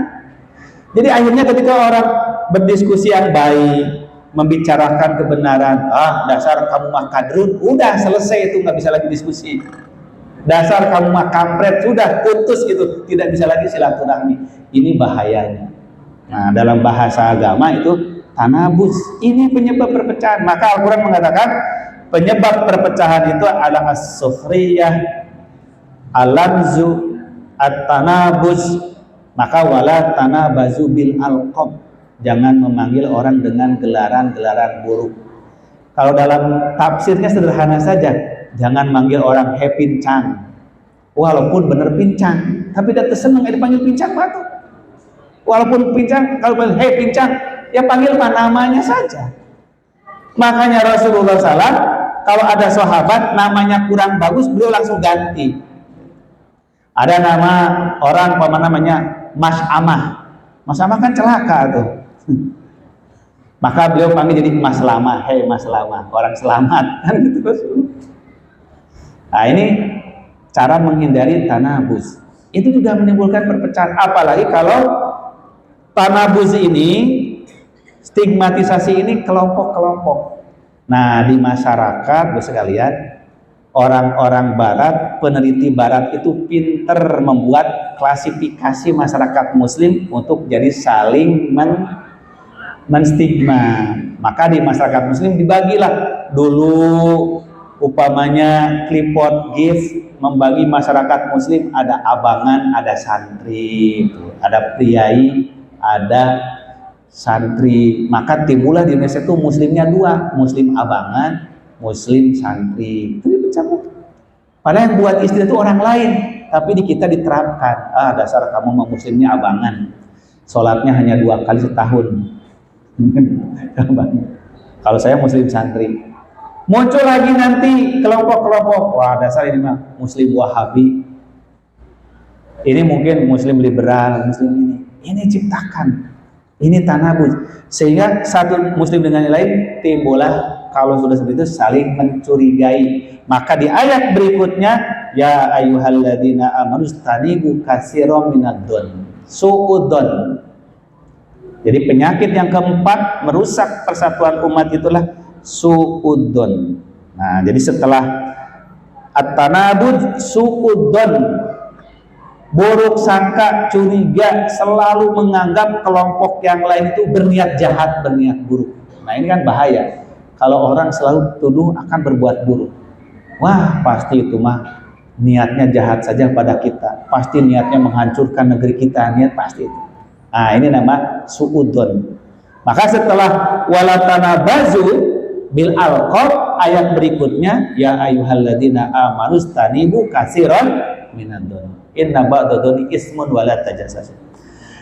Baru yang kelima adalah wala tajassasu, jangan mencari-cari kesalahan. Tajassus, selalu menguping, menguntit, memata-matai di mana kesalahan orang. Nah, ini yang terjadi. Apalagi sekarang musim politik kan, wah dicari kesalahan orang itu untuk dijatuhkan martabatnya. Ini tajassus. Nah, kalau sudah tajassus disebarkan, itulah jadi ghibah. Wala yaghtab ba'dukum ba'du. Jadi ayat ini turun di Madinah sebagai prinsip-prinsip persatuan umat dan penyebab perusaknya. Dan pada prakteknya memang sering dilanggar oleh masyarakat muslim. 6 perkara ini, yaitu as-sukhriyah, at-talamuz, tanabuz, suudzon, tajassus sampai ghibah. Maka kalau 6 hal ini menyebar di masyarakat, penyebab perpecahan bukan ikhtilaf, bukan perbedaan, tetapi 6 perkara ini. Nah, maka ketika ikhtilaf dicampuri 6 perkara ini, pasti pecah masyarakat. Nah, kemudian yang kedua, ikhwatal iman sekalian, penyebab perpecahan inilah al-maslahatus siyasiyah an-nafsiyah wa ta'ifiyah, kepentingan politik pribadi dan kepentingan politik kelompok. Nah, ini yang merusak perpecahan. Maka kita lihat setelah Rasulullah wafat, terjadi perselisihan siapa pengganti Rasulullah. Muncullah orang munafik menghasut kepentingan kelompok. Mulailah diangkat isu Ansor dan Muhajirin. Siapa yang lebih berhak? Ya, kita kan berdua di kelompok nih, Muhajirin dan Ansor. Ya, Ansor lah lebih berhak. Nah, maka pemimpin Ansor merasa lebih berhak. Kaum Muhajirin bangkit, oh tidak mungkin ada Ansor kalau nggak ada Muhajirin. Kita yang paling berjuang menderita sebelum mereka menerima. Kamilah yang paling berhak. Maka muncullah kelompok Muhajirin, timbullah pendukung Muhajirin dan Ansor. Nah, untungnya Allah mempersatukan mereka, akhirnya Abu Bakar yang terpilih. Jadi politik kepentingan kelompok dan pribadi. Nah, kita akan memasuki masa politik, maka harus hati-hati. Yang ketiga, Bapak sekalian, penyebab perpecahan itu adalah al-ghulu wa tatarruf, berlebih-lebihan, ekstrim kalau bahasa kitanya. Al-ghulu berlebih-lebihan, tatarruf bersifat ekstrim, berlebih-lebihan dalam satu aspek sehingga menimbulkan tidak memungkinkan bisa berdiskusi dengan orang lain, bisa bermusyawarah, bisa menerima pemahaman orang lain. Maka al-ghulu wa tatarruf, berlebih-lebihan ini akhirnya memponis, menjudge semua di luar dirinya adalah salah. Tidak ada lagi peluang untuk orang menerima pendapat, pemikiran orang lain. Asal sudah beda dengan dirinya pasti salah. Nah, ini bahaya. Sifat al-ghulu dan tatarruf. Begitu pula sifat at-ta'assub lil madhab wal ara'. Dari berlebih-lebihan ini melahirkan sifat apa? Ta'assub, fanatisme berlebihan pada kelompok dan pada madhab, pada pendapat, sehingga menutup mata dan pikiran untuk membandingkan pendapat mana yang lebih baik, pendapat mana yang lebih sahih, lebih benar. Ini disebut namanya ta'assub. Ta'assub ini prinsipnya adalah salah atau benar ini negeri saya, salah atau benar ini kelompok saya, salah atau benar ini madhab saya yang harus saya bela. Nah, inilah disebut dengan ta'assub. Makanya kata Nabi, siapa yang mati dalam asobiyah maka mati dalam kejahiliahan. Man mata ala asobiyatin mata ala jahiliyah. Siapa yang mati dalam asobiyah, siapa berperang dengan asobiyah, dengan fanatisme kelompok. Nah, maka dalam bahasa tradisi jahiliyah ada istilah unsur akhaka doliman au madluman. Tolonglah saudaramu, mau benar mau salah, pokoknya teman saya harus dibela. Tapi oleh Rasulullah itu dirubah menjadi makna positif. Nah, dalam hadis Nabi, unsur akhaka doliman au madluman. Tolonglah saudaramu yang dolim atau dizalimi. Maka sahabat bertanya, wahai Rasulullah, hadal madlum, pakai pak dolim. Kalau membela orang yang didolimi wajar, bagaimana membela orang yang zolim? Maka kata Nabi, membela orang yang dizolimi, lepaskan dia dari penindasan orang lain. Tapi membela orang yang berbuat zolim, hentikan dia dari kezoliman. Nah, inilah Rasulullah merubah ta'assub jahiliyah menjadi ta'assub Islamiyah. Jadi kita memang harus membela orang baik dolim ataupun dizolimi. Cuma kalau yang dizolimi dibebaskan dia dari teraniaya. Tapi membela orang yang dolim, hentikan dari kezolimannya, bukan dibela dalam melakukan kezoliman. Inilah yang disebut dengan right or wrong my country, benar atau salah negeri saya. Maksudnya kalau benar bela kebenarannya, kalau saya luruskan, bukan dibela walaupun salah. Nah, itulah ta'assub jahiliyah. Yang terakhir Bapak sekalian, nah yang menyebabkan rusaknya persatuan umat ini adalah al-baghyu, yakni al-hasadu wal hikdu. Adalah sifat bagyun, dengki dan dendam, hasad dan dendam. Maka dalam Al-Quran banyak dikatakan ingkarnya kaum ahli kitab Yahudi Nasrani kepada Islam itu disebabkan bagian bainahum, kedengkian di antara mereka. Nah, apa bedanya hasud dengan dengki? Tidak ada dengki tanpa hasud, tapi tidak setiap hasud bentuknya dengki. Nah, maka kata Rasulullah, la hasada ila fisnatain, tidak boleh tidak ada hasud kecuali dua hal. Pertama adalah hasud kepada orang berilmu yang menggunakan ilmunya, maka dia memutuskan perkara dengan kebaikan. Yang kedua, hasud pada orang yang kaya raya menghabiskan hartanya dalam kebaikan. Apa hasud di situ maksudnya? Ia iri ingin seperti dia. Tapi kalau iri diikuti dengan ingin menjatuhkan dia agar kebaikannya pindah pada dia atau lepas dari dia, dia berubah menjadi al-hikdu, menjadi dengki. Nah, itu yang haram. Makanya setiap dengki pasti hasud, tapi tidak setiap hasud otomatis dengki. Hasad bisa bermakna positif, yaitu merasa iri ke orang lain, bisa dia tidak, tapi tidak punya motivasi menjatuhkan orang lain, tapi ingin meniru seperti orang lain. Itulah yang disebut dalam hadis Nabi, la hasada illa fisnatain. Hasud dalam ilmu, hasud dalam harta. Ingin pintar seperti orang lain, ingin kaya seperti orang lain, meniru caranya. Nah, itu hasud yang positif. Maka penyebab perpecahan itu adalah al-baghyu, kehasudan yang menimbulkan orang berlomba-lomba untuk saling menjatuhkan. Itu yang disebut di dalam hadis Nabi. Kata Nabi, wallahi mal faqru ahsya alaikum, demi Allah aku tidak pernah takut kalian ditimpa kefakiran, kemiskinan, kata Rasulullah. Walakin ahsya antub satu alaikumud dunya, yang aku takutkan ketika dunia dibukakan pada kalian. Patana pasuha, lalu kalian bersaing-saing, berlomba-lomba, saling mendengki, saling hasud di dalamnya, maka kalian akan binasa sebagaimana binasanya kaum terdahulu. Nah, jadi Bapak Ibu sekalian, perpecahan itu karena adanya kedengkian, adanya hasud, bukan karena adanya ikhtilaf, adanya perbedaan. Nah, maka terakhir yang ingin saya sampaikan di sini, untuk menghindari terjadinya perpecahan dalam segala hal, khususnya perpecahan dalam agama, dalam berbangsa, bernegara. Pertama, tadi telah diajarkan oleh Al-Quran, hindari 6 hal tadi.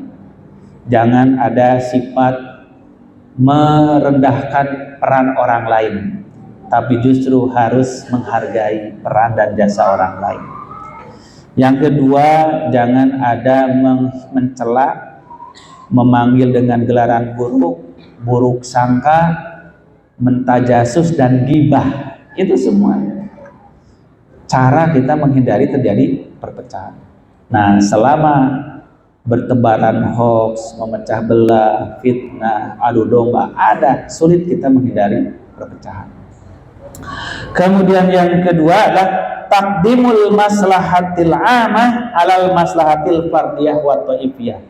Mendahulukan maslahat umum jangka panjang dan global bagi umat daripada kepentingan pribadi, kepentingan kelompok, egoisme sendiri.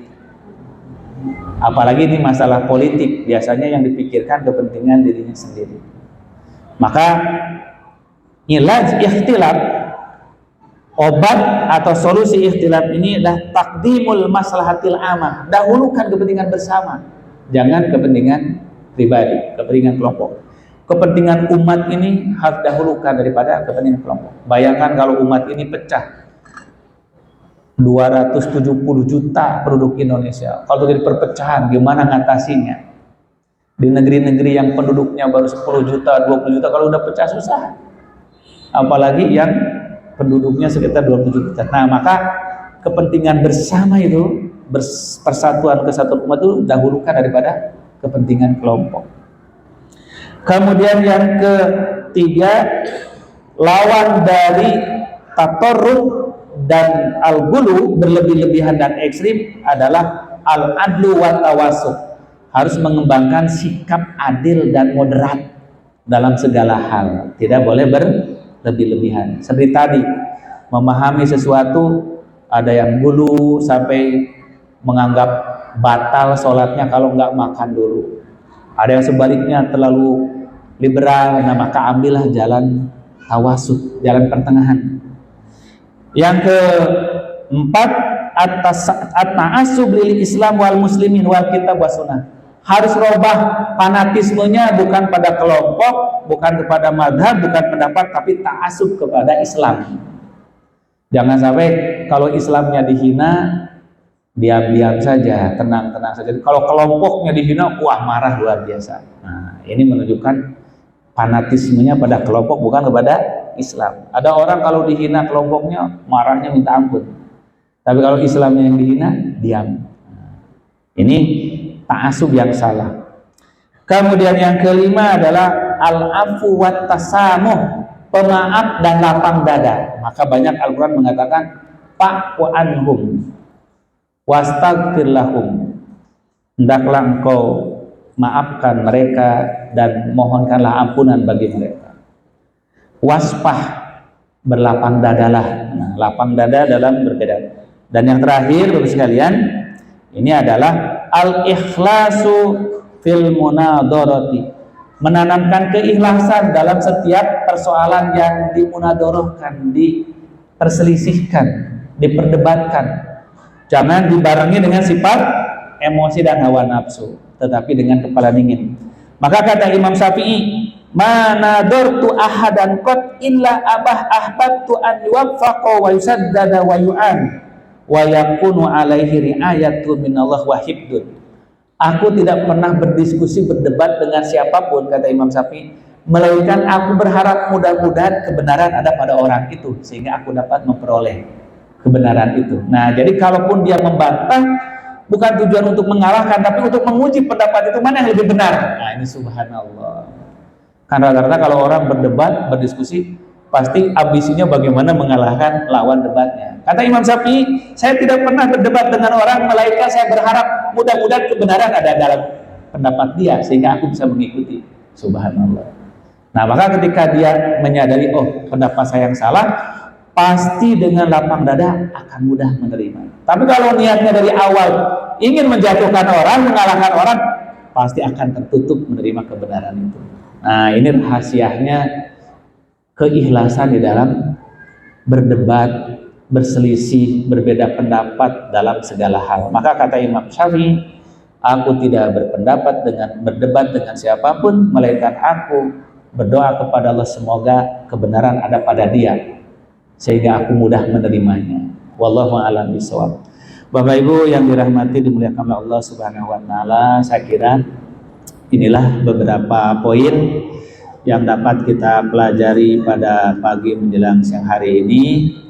Mudah-mudahan kita mendapat tambahan ilmu, tambahan rahmat, dan tambahan kebarokahan dengan kita bisa hadir di kesempatan yang baik ini. Kajian pertama pasca Ramadan, mudah-mudahan sekaligus menjadi silaturahim kita semuanya pada Idul Fitri, yang tentu kalau kita beranjang sana saling menziarahi tidak mungkin bisa datang satu persatu ke rumah masing-masing, tapi dengan silaturahim ini kita dapat mendapatkan manfaat lebih besar dengan waktu yang bersamaan. Ini saja barangkali. Oh, boleh. Boleh ya. Kalau masih ada hal-hal yang ingin ditanyakan sekalian, nah, saya kasih kesempatan mungkin 10-15 menit ya sebelum saya meninggalkan acara. Ada Pak Haji. Wah, dari mana dulu? Dari kiri dulu lah, silakan. Mas, silakan. Ya, mangga. Silakan. Ya, mangga. Dua pertanyaan. Boleh, silakan. Pertama, ya. Sekarang ini pertentangan apakah tidak ada sistematik dari pemerintah, karena beberapa waktu yang lalu BRIN telah mengancam Muhammadiyah halal darahnya. Betul. Tapi dalam kenyataannya tidak diproses apa-apa. Iya. Nah, dalam hal ini saya berpaham bahwa pemerintah tidak bisa menyelesaikan ini. Artinya hukum tidak ditegakkan. Ya. Yang kedua, dalam rangka tahun 2024 apakah Persis sudah menfatwakan siapa yang harus Dipilih. jadi satu? Takbir. Terima kasih. Terima kasih. Terima kasih. Yang pertama, setahu saya tentang kasus ancaman dan hate speech di media sosial itu sudah diproses, sudah ditangkap dan sedang diadili saat ini. Kemungkinan dihukum cukup berat ya. Yang kedua, bukan hanya masalah ancamannya, tetapi juga adalah masalah undang-undang ITE-nya. Nah, jadi ada dua ancaman. Ya, silakan aja diikuti proses hukumnya, dikawal. Yang jelas itu sedang diproses supaya tidak ada lagi memang orang yang menjadikan perbedaan ini seperti tadi sebagai alatan untuk menstigmatisasi. Nah, jadi itulah saya tadi contohkan. Masalahnya perbedaan hisab dan ru'yat, tetapi larinya jadi kepada ancaman dan tuduhan. Wah, ini kelompok FPI gitu umpamanya, karena kelompok penjual khilafah dan segala macam. Nah, inilah cara menstigmatisasi yang memang harus ditindak dengan tegas. Setiap membuat stigmatisasi pasti akan ada pihak yang dikorbankan, maka hukum harus keras, harus tegas. Ini saya setuju. Yang kedua, kita tentu tidak bisa tergesa-gesa untuk mengarahkan dan menentukan kemana pilihan kita, karena pertama belum definitif diumumkan, yang kedua juga belum ada cawapresnya, siapa cawapresnya. Yang ketiga, tentu kita harus hati-hati pertimbangan, karena memang bukan hanya figurnya, tapi siapa di belakangnya, bagaimana timnya, bagaimana programnya, juga tentu harus mendengar aspirasi dari umat kita. Karena kita ini berjamaah yang segala sesuatu hasil musyawarah. Maka sudah 2 bulan yang lalu di pimpinan pusat saya sebagai ketum telah membentuk tim siasah yang dibentuk khusus untuk mempelajari, mengkaji, dan menangani sehingga satu pintu semuanya berdasarkan hasil penelitian, pengkajian, dan penyerapan aspirasi dari umat. Jangan sampai ada anggapan itu ketetapan subjektif seorang ketum, nggak boleh dalam berjamaah. Walaupun ketum punya kebijakan menentukan, tapi tetap harus berdasarkan musyawarah. Nah, itulah prinsip kita di dalam masalah siasah. Maka kita bentuk tim yang diketuai oleh waketum, bidgar siasah, dan pakar-pakar yang terlibat dalam perpolitikan. Insya Allah Pak. Jadi tunggu saja nanti hasilnya, insya Allah ya. Pak Haji Alwi silakan. Terima kasih.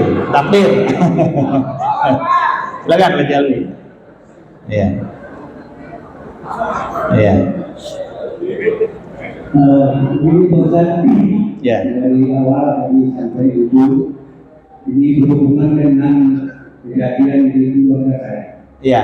Jadi pertamanya itu keluarga saya itu sangat aktif di salah satu organisasi. Iya.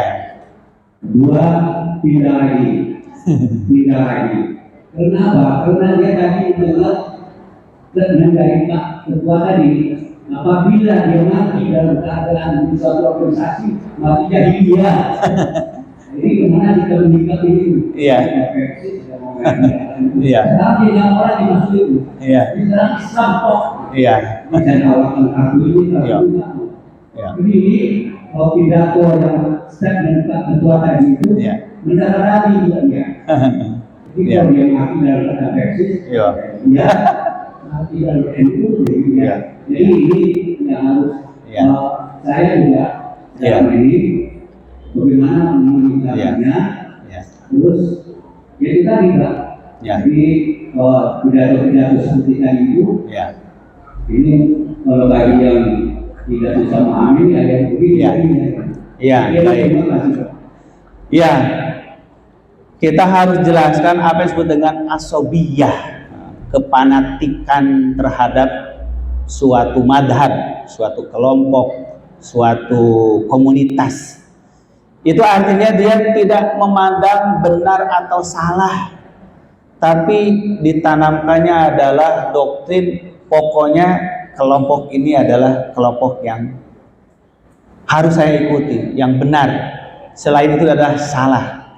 Beda antara kita berjamaah, berorganisasi dengan berfanatisme.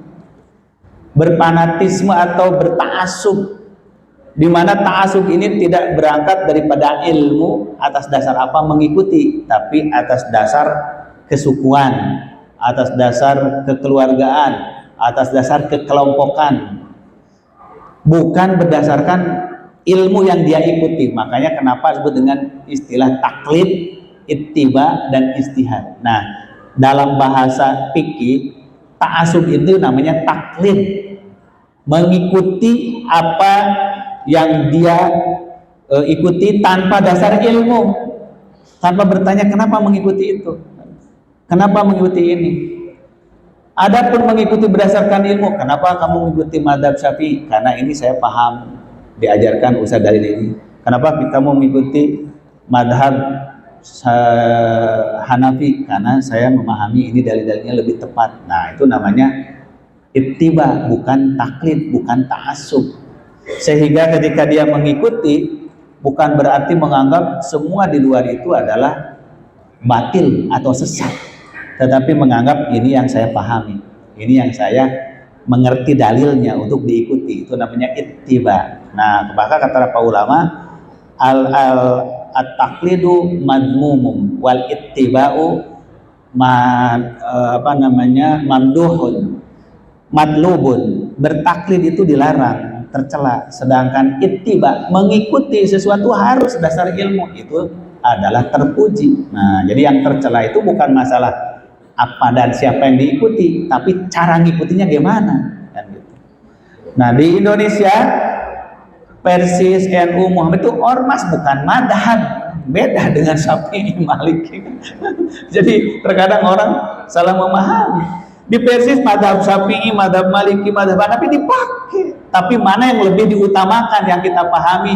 Umpamanya dalam bab sholat lebih menerima madhab Hambali yang berpegang kepada turukil istinbaknya berdasarkan hadis. Teman-teman yang lain mengambil lebih madhab Syafi'i karena lebih mengutamakan umpamanya pendapat imamnya, Imam Asy-Syafi'i. Jadi antara ormas dengan madhab dua hal yang berbeda. Di Persis bisa madhab Syafi'i, Hambali, Hanafi dipakai. Di NU, di Muhammadiyah bisa madhab Syafi'i, Hanafi.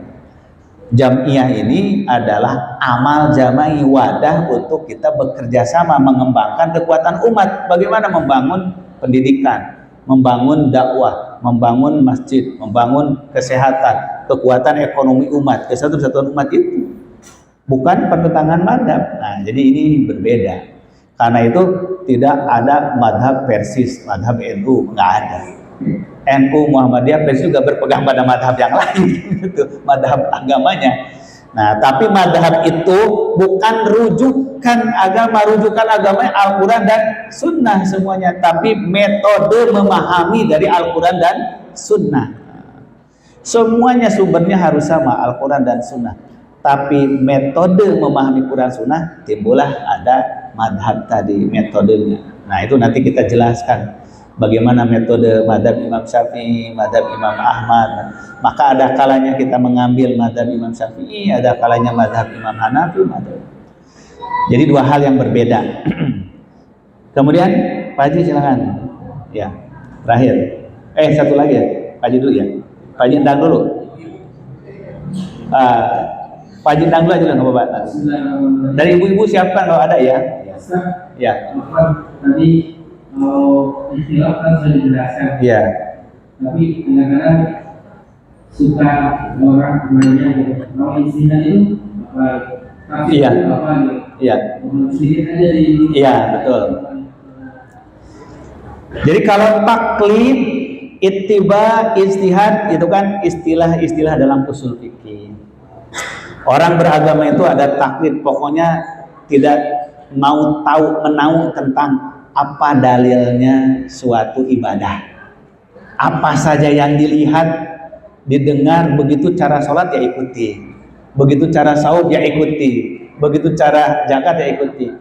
tanpa ingin tahu apa sih dalilnya, apa alasannya, kenapa harus begini, harus begitu. Nah, itu cara beragama yang taklid yang dicela dalam Al-Qur'an. Wa idza qila lahum ittabi'u ma anzalallahu wa rasulu ma unzila ila ma anzalallahu ila apa namanya?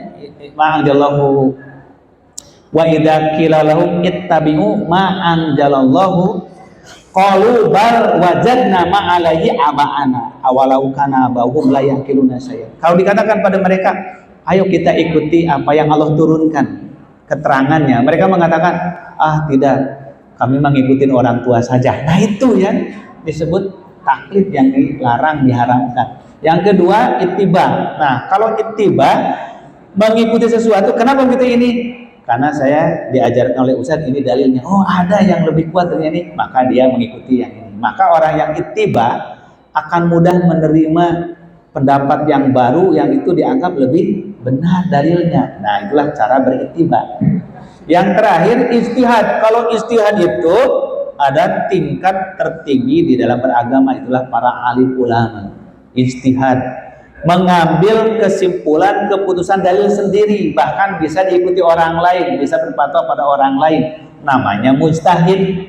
Nah, jadi kalau yang taklid namanya muqallid, kalau yang mengikuti dengan ilmu namanya muttabi. Kalau yang mengikuti bukan hanya pendapat orang lain tapi mampu merumuskan sendiri, menggali sendiri, menyimpulkan sendiri, nah itu namanya mujtahid. Maka orang yang diikuti pendapatnya disebut mujtahid. Contohnya seperti imam yang 4 disebut imam mujtahid, karena dia telah merumuskan cara berdalil begini, dalilnya ini, pendapatnya ini, maka orang mengikuti, muttabinya, para ittibanya, pengikutnya banyak, dia jadi mujtahid. Nah, untuk jadi mujtahid tentulah itu prosesnya panjang. Itulah para mufti, para ahli fatwa, itu bagian dari mujtahid. Nah, barangkali itu ya, singkat sedikit. Pak Haji silakan. Dari ibu Ada. Pak Haji dulu silakan. Nah. Satu lagi ya. Ya. Soalnya ini bisa. Dia mau pergi 3 menit lagi waktunya ya. Ya. Langsung ya. Ya. Saya hanya lupa bahwa ini apa itu terlalu Saya pokoknya mencintai madhab Imam Syafi'i, madhab Hanafi, tanpa menganggap sesat dan salah madhab yang itu bukan fanatik, tapi itu pilihan. Pak Haji mencintai banyak wanita, tapi yang dipilih satu istri. Apa menganggap wanita yang lain tidak baik? Kan tidak. Tapi dari yang semua yang baik itu ada yang terbaik, ada semua yang cantik, ada yang tercantik, itulah istri gitu kan gitu. Masa semuanya dicintai? Dan itu baik dia. Itu bukan fanatik. Itu fanatik yang tidak dilarang, artinya bukan fanatik yang salah. Iya. Bukan boleh lagi, harus. Iya. Iya. Iya. Satu cukup. Kalau tidak mampu 2, 3. Iya. Satu aja udah 12 putranya. Kembali kalau 4. Iya. Terima kasih Pak Haji. Dari Ibu ada tidak? Ya, alhamdulillah kalau tidak ada ya cukup. Baik, terima kasih Bapak Ibu. Mohon maaf apabila ada kehilangan kekurangan. Sampai di sini dulu silaturahim dan taklim kita. Mudah-mudahan bisa berjumpa di kesempatan yang lain lagi dengan tema yang berbeda. Akhirul kalam, aqulu qouli hadza wa astaghfirullaha li wa lakum. Allahu yahudu bi aidina ila ma fihi khairul islam wal muslimin. Walakum wassalamualaikum warahmatullahi wabarakatuh.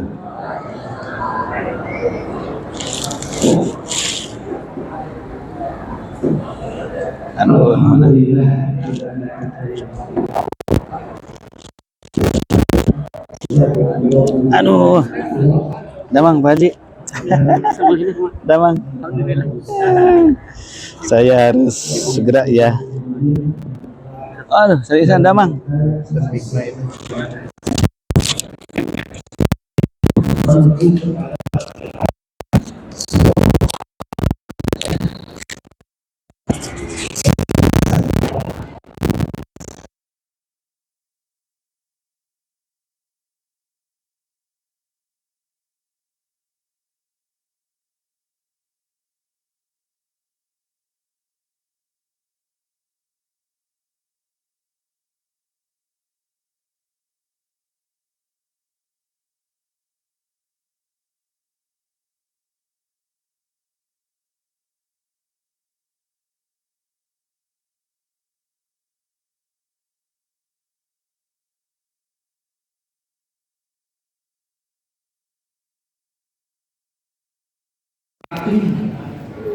bulanan PC tesis pertama atau itu insya Allah untuk bulan depan, yaitu